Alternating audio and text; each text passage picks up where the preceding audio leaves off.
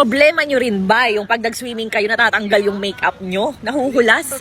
Eh kasama nyo ang inyong bebe loves or ang inyong mga asawa or ang inyong mga jowa-jowa, eh nahihiya kayo na makita nila ang bare face don't care nyo. Nako, ito na ang gamitin mo, yung Rosemary Cagayan Premium Tinted Sunscreen. Kasi guys, ayan meron akong sunscreen yan sa face.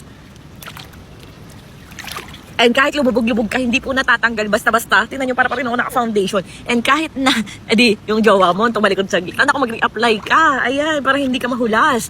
Kahit nasa pool, may chlorine pa yan ha.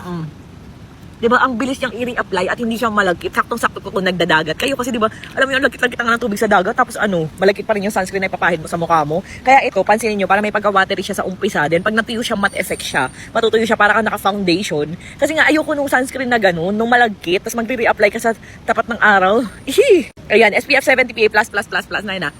So, lulubog pa ulit ng isa. Ayan, so kita nyo, natanggal ba? Diba?